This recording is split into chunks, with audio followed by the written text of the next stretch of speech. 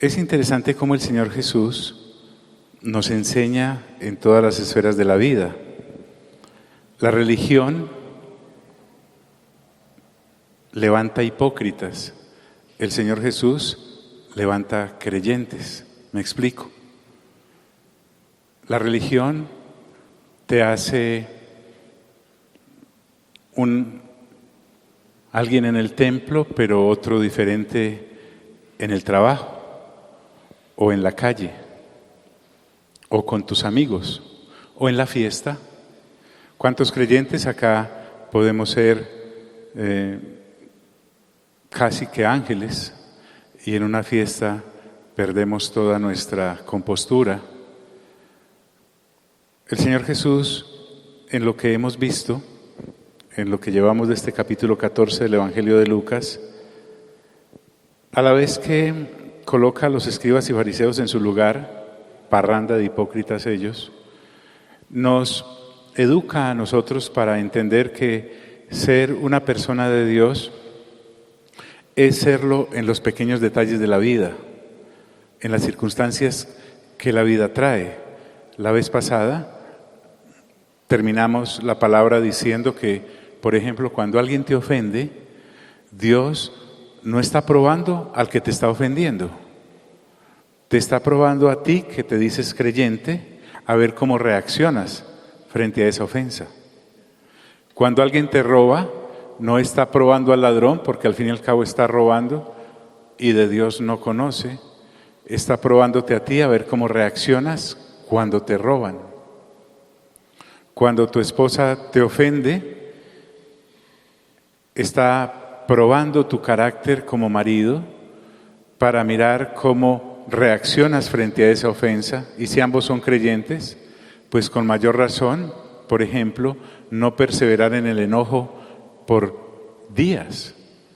Me atrevería a decir que ni siquiera debe ser por horas. Si tú y yo somos personas que renovamos el entendimiento con la lectura juiciosa de la palabra, sabemos que el sol no se debe poner sobre nuestro enojo. Es decir, no me puedo acostar, o mejor dicho, sí puedo hacerlo, si soy una persona que no practica realmente la palabra, si soy uno en el templo y otro en la casa, y alguno de los dos tiene que ceder, o comenzar a ceder. Ven y arreglemos. El apóstol Pablo dice esto. No es posible que tú y yo, siendo creyentes, tengamos esto. O si tu marido es el que te ofende, también. En fin, Dios nos enseña eternidad en los pequeños detalles temporales. En esta vida tan corta, la vida es tan corta, supremamente corta. Somos como neblina, dice Dios. Te levantas en la mañana y la ves ahí y en un momentito das la vuelta y desaparece. Somos como hierba.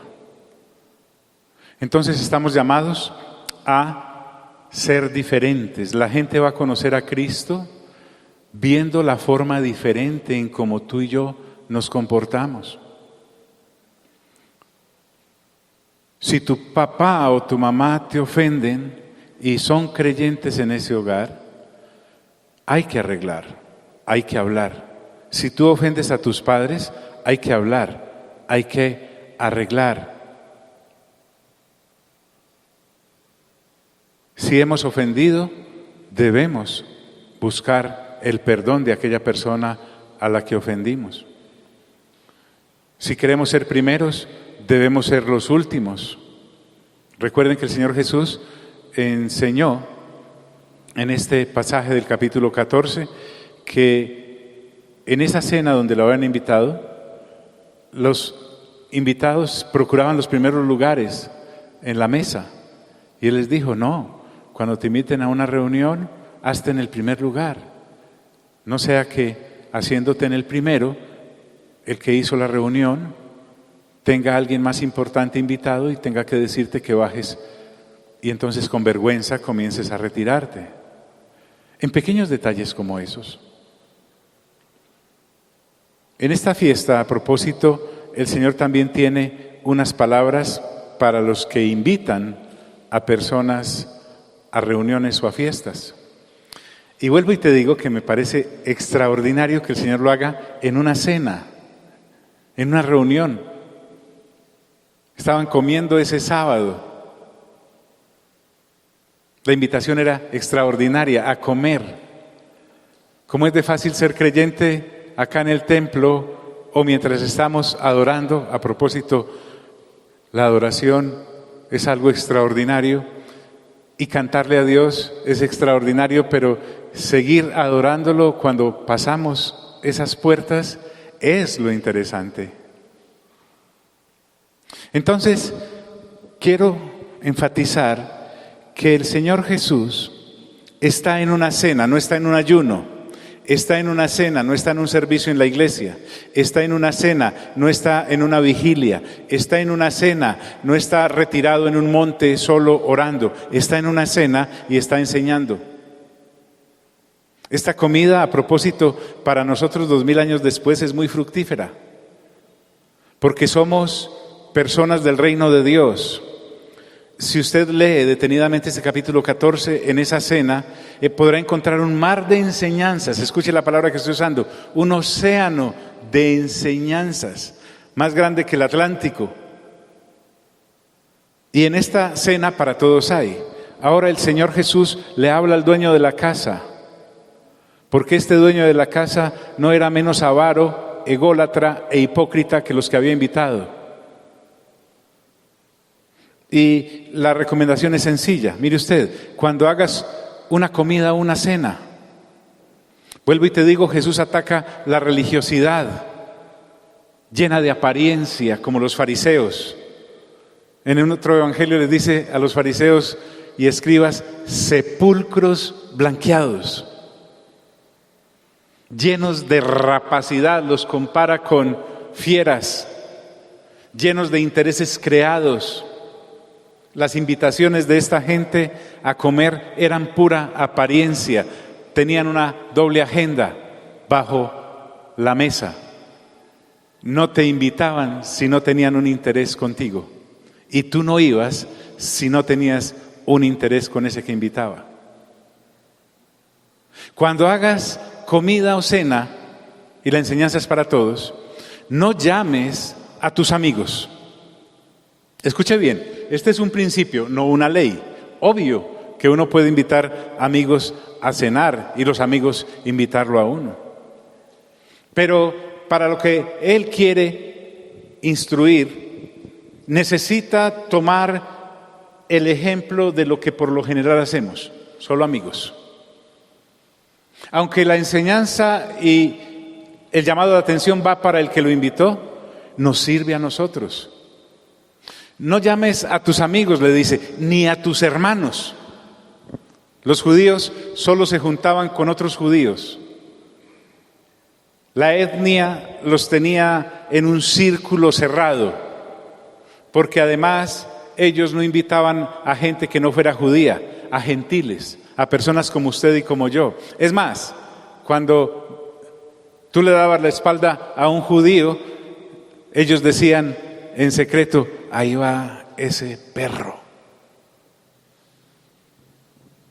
Entre judíos también había discriminación porque tampoco se invitaban en esta clase de cenas a todos los judíos, solo a los que ellos consideraban sus pares, solo aquellos a los que ellos consideraban de su estrato religioso.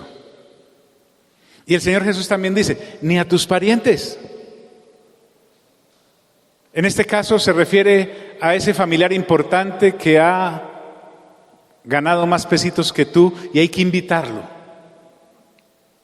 Y también dice el Señor Jesús, ni a tus vecinos ricos, por obvias razones. Estos, en este caso los fariseos, invitaban a los vecinos ricos para después saquearlos a punta de ofrendas y de donaciones y de bonificaciones. Hinchaban entonces sus bolsas. Pero te dije que era un principio y no una ley, porque si quieres seguir en esa hipocresía de la sociedad que hoy también existe y de la religión que hoy también existe. Está bien, el Señor no tiene problema con eso. Él quiere dar un consejo superior a esas pequeñas cosas que hacemos todos los días: comer con alguien, invitar a alguien. Pero si insistes en hacerlo, esta es tu recompensa, mira. No sea que ellos a su vez te vuelvan a convidar. Entonces estaban ahí en su asadito, en su reunión, y cuando estaban terminando decían, ¿y entonces quién va a invitar al otro? Y lo invitaban y se mantenían en esa función social y religiosa. La recompensa temporal la iban a recibir, pero quiero decirte que Jesús apunta a las recompensas eternas. Por eso Él dice, no sea que ellos a su vez te vuelvan a convidar y seas entonces recompensado. Sí, tiene recompensa hacer reuniones hipócritas, sí, pero no son recompensas del reino de Dios. Son recompensas humanas. Van a decir tus familiares, las fiestas que hace fulanito, cómo se come de rico en las reuniones de sutanito. Simplemente vas a recibir otra invitación y esa será tu recompensa terrenal. Y créanme, a veces hasta diabólica, porque pueden llegarte a invitar con intenciones realmente demoníacas. Fuerte eso.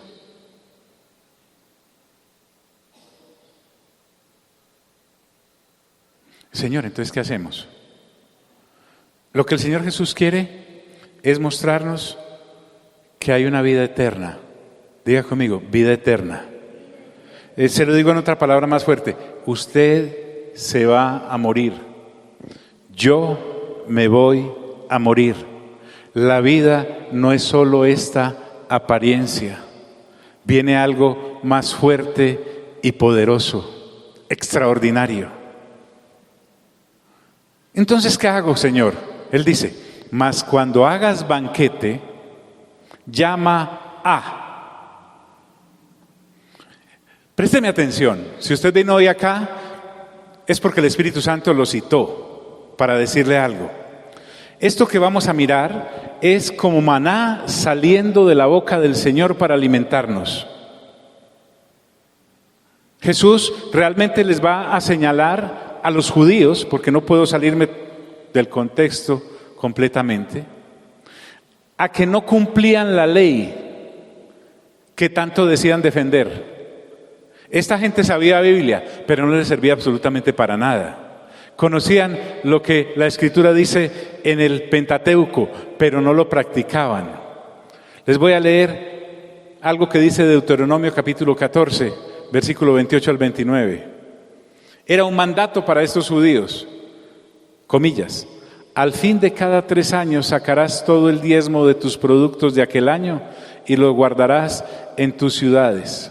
Y vendrán el levita, que no tiene parte ni heredad contigo, y el extranjero, el huérfano y la viuda que hubiere en tus poblaciones, y comerán y serán saciados, para que tu Dios te bendiga en toda la obra que tus manos hicieren. Cuando el Señor Jesús les dice, mas cuando hagas banquete, llama a los pobres,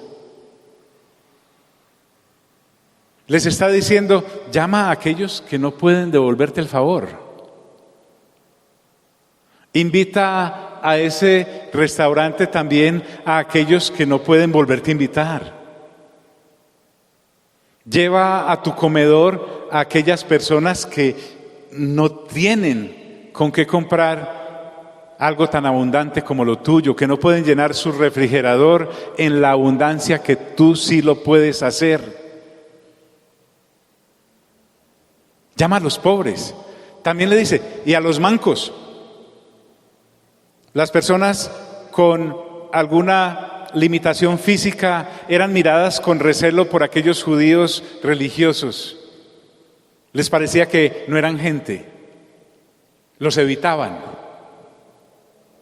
Y a los cojos, que tampoco eran tenidos en cuenta en estas reuniones. De hecho, en esa reunión no había ningún manco, ningún cojo y tampoco ningún ciego.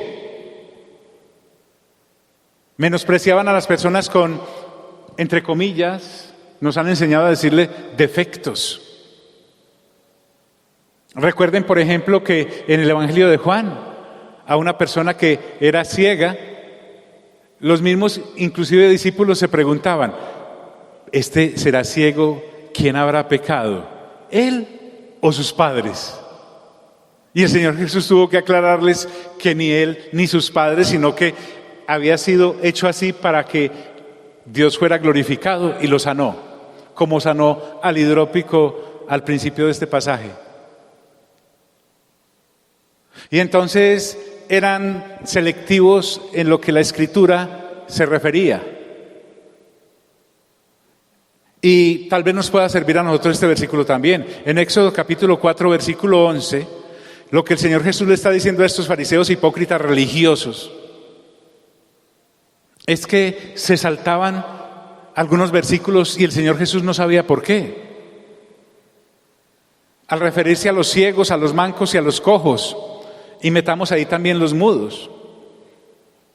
Dice Éxodo 4:11, cuando Moisés le estaba poniendo problema a Dios, cuando Dios le dijo que fuera a Faraón y Moisés empezó a sacar disculpas, entre ellas que era gago, Dios le respondió esto y le dijo, ¿quién dio la boca al hombre? ¿O quién hizo al mudo y al sordo, al que ve y al ciego? No soy yo el que lo hice, yo Dios. Impresionante. Las personas que tú y yo vemos imperfectas desde el punto de Dios, de vista de Dios, son perfectas porque Él las hizo así. Hoy tenemos una cantidad de religiosos, no quiero decirle asquerosos, que andan escudándose en la religión buscando maldiciones generacionales. Y que porque este tiene esto o aquello, en vez de dejarse inundar por el conocimiento de las Sagradas Escrituras. Y hoy te digo que Dios le recuerda a aquellos que Él fue el que hizo al ciego y al sordo y al mudo. ¿Y qué? Para Él son perfectos. Y entonces, porque solo estoy en la introducción, el Señor Jesús nos dice a todos, y a aquellos hace 2000 años, y serás bienaventurado. Ojo con esta bienaventuranza. Por favor, agréguelas a las que hay en el capítulo 5 de Mateo. Agréguela a las que hay, a las 7 que hay en el libro de Apocalipsis. Aquí hay una bienaventuranza para aquellos que invitemos pobres, cojos, ciegos. ¿Por qué soy bienaventurado? Dice el Señor, observe, porque ellos no te pueden recompensar. ¿Y saben qué? Cuando uno ya conoce, dice, gracias a Dios. Entonces pierdo mi recompensa. Toda la plata que gasté en ese sancocho, toda la plata que gasté en ese asado, toda la plata que gasté en esas hamburguesas, toda la plata que gasté en esos buñuelos, toda la plata que gasté en ese chocolate. Miren qué limitados somos, porque ellos no te pueden recompensar. Pero mira lo que la Escritura dice, pero te será recompensado. Ojo pues,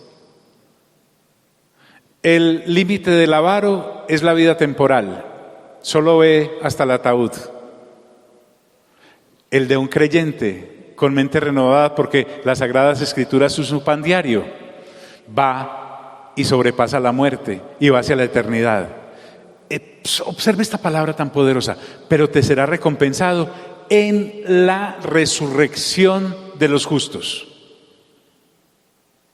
en la vida venidera. Santo es el Señor.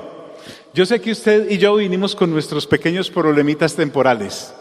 A alguno y a otro y a aquel y a aquella, algo no le está funcionando bien en esta vida temporal. De algo estamos adoleciendo.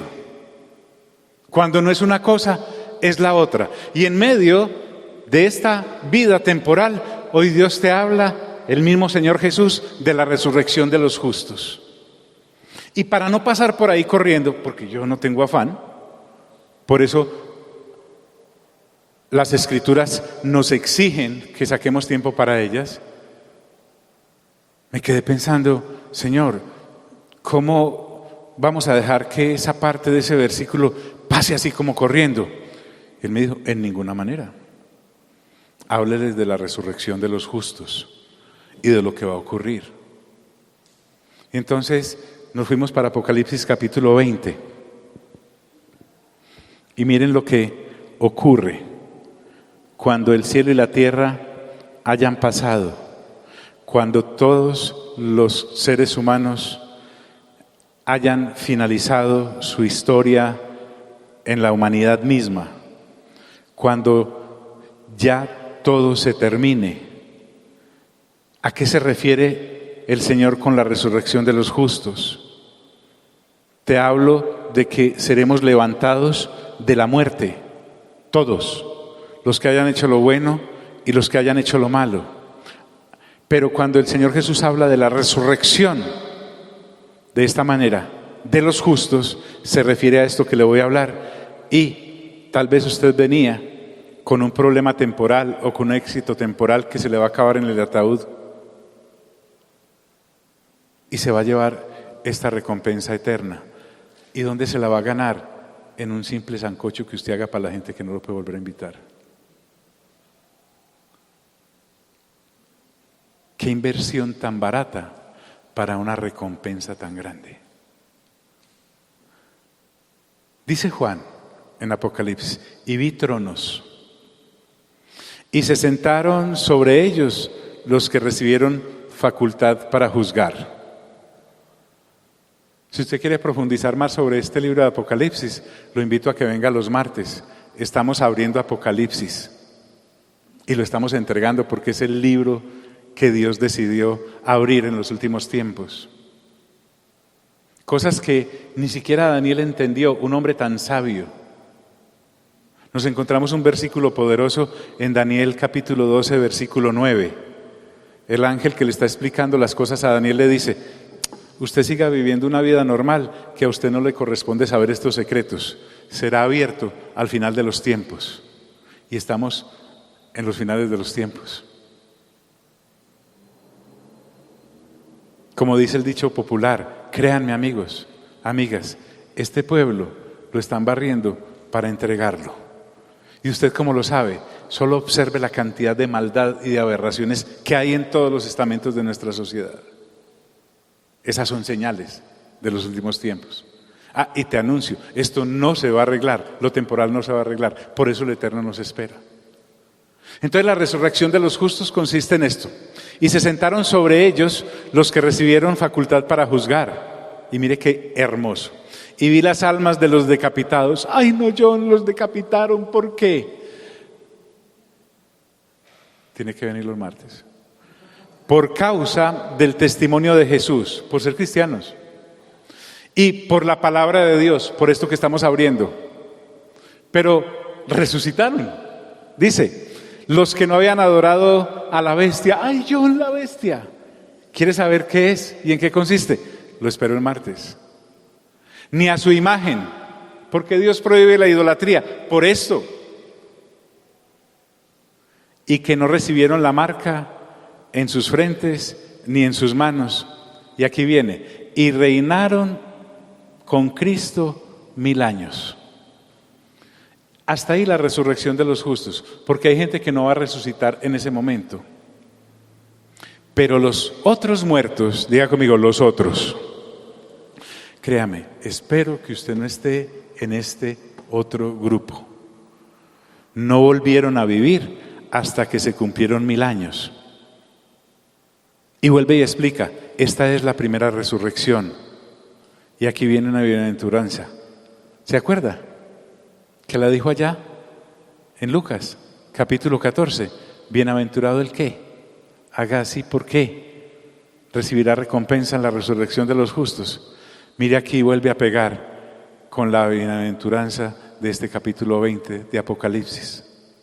Bienaventurado y santo el que tiene parte en la primera resurrección. La segunda muerte no tendrá potestad sobre estos. Y aquí es lo que le quiero explicar.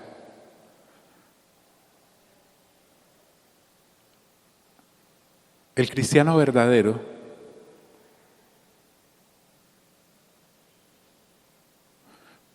nace 2 veces y muere 1 vez. Me explico. Usted nace de su papá y de su mamá, primera.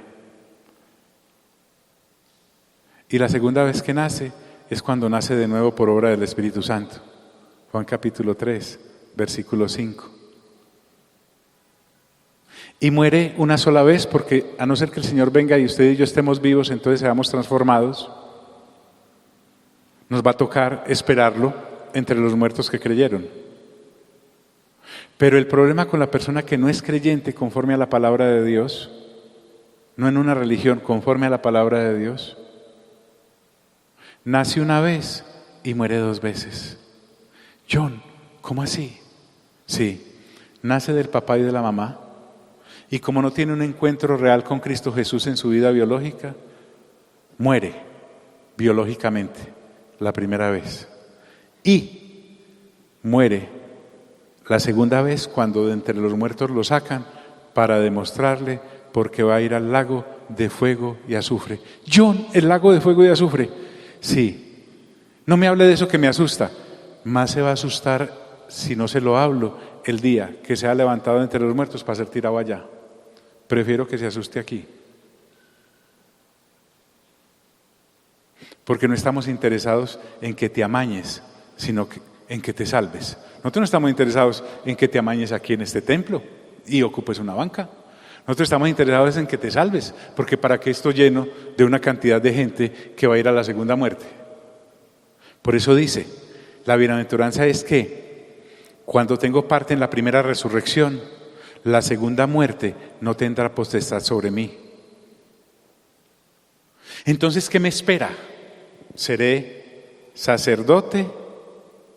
Y no piense por favor en el clériman y la sotana, no. Estamos hablando de un servicio sacerdotal conforme a lo que el Señor Jesús expresa en la palabra de Dios y el apóstol Pablo lo desarrolla, o el libro de Hebreos, y es que vamos a servirle a Dios para siempre. Yo no he ido a ningún seminario, mejor, para ser sacerdote o sacerdotisa de Dios y de Cristo, solo necesita nacer de nuevo, tener un encuentro con Cristo Jesús, y en la eternidad va a servirle a Dios para la eternidad, sino que serán sacerdotes de Dios y de Cristo y reinarán con Él 1000 años. 1000 años.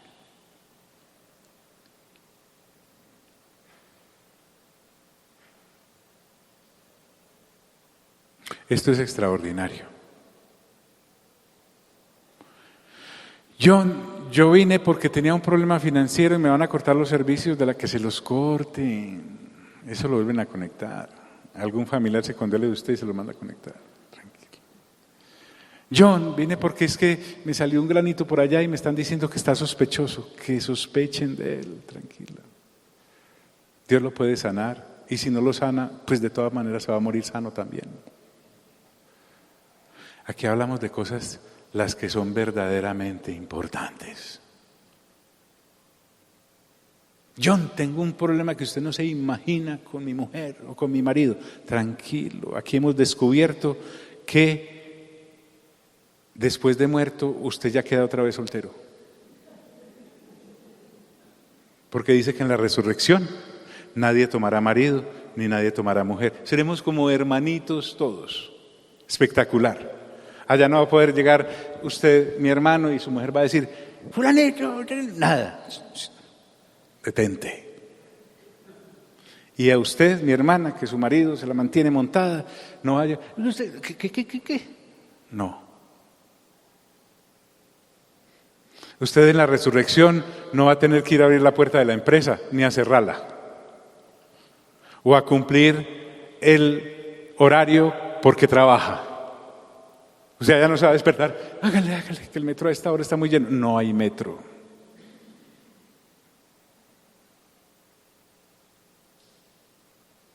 Esas situaciones que tienes ahora con tus padres o con tus hijos, nada, allá no van a llegar los papás a decir, se me entra temprano. No lo van a poder decir, porque ni hay temprano ni hay tarde. O no van a llegar a los hijos a atracarlo. No. La resurrección de los justos.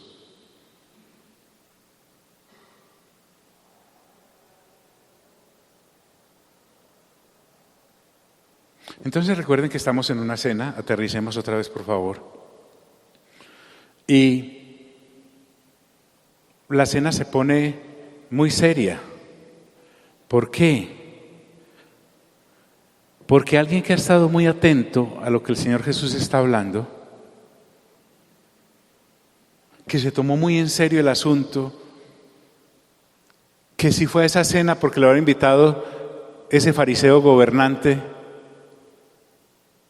le prestó atención al Señor Jesús. Le pareció tan importante lo que dijo, la resurrección de los justos. ¿Qué será eso? Entonces dijo lo siguiente. Oyendo esto, uno de los que estaban sentados con él a la mesa, porque es que eran muchos los que estaban ahí, pero este lo escuchó. Un invitado como el Señor Jesús. Es que lo lindo del encuentro del segundo nacimiento que te hablé, del nacer de nuevo a la vida espiritual, uno no lo planifica. Usted y yo no podemos decir un día, levantarnos y decir, hombre, hoy sí como que van a nacer de nuevo. ¿Cómo es que es? No. Usted se encuentra con el nuevo nacimiento en la forma en que usted menos piense. El Señor Jesús puede llamarte en el momento en que menos lo esperes. En la reunión en la que menos te lo imaginabas. Usted puede ser un atracador de bancos y si ese día el Señor Jesús dice que usted nace de nuevo, usted puede estar ahí apercuellando a la cajera y de pronto el Señor Jesús se le va a aparecer y usted va a nacer de nuevo y va a cambiar.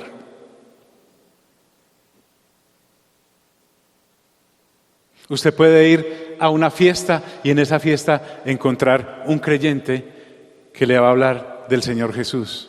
Usted puede estar en un sepelio y ahí el Señor Jesús le va a llegar a usted. Dice, oyendo esto, uno de los que estaban sentados con él a la mesa le dijo, escuchemos a ver qué le dice. Bienaventurado el que coma pan en el reino de Dios. Los judíos pensaban que Dios solo era para ellos. Si por los judíos hubiese sido, el Señor Jesús no sale de Jerusalén, pues se queda con ellos allá. Los gentiles no tendríamos derecho a nada. Y entonces Jesús le dice, porque sigue enseñando nuestro Señor, y a eso fue que vinimos, a que nos abran las Escrituras, porque decime en qué otro lugar te las van a abrir así. Entonces Jesús le dijo, un hombre hizo una gran cena y convidó a muchos. Porque el Señor Jesús siempre enseñaba con ejemplos. Un hombre, cualquiera, pero se ve que era acaudalado, porque para hacer una cena como la que el Señor Jesús está describiendo, se necesita estar bien planteadito. Y convidó a muchos. Se ve que era una persona generosa. No como el de la parábola anterior que dejó a muchos por fuera. Este invitó a muchos. Y si usted quiere saber qué ocurrió en esa cena, va a tener que venir el próximo viernes, porque hasta aquí llegamos hoy. Pero le sugiero respetuosamente que en su casa abra la Biblia y lea y busque.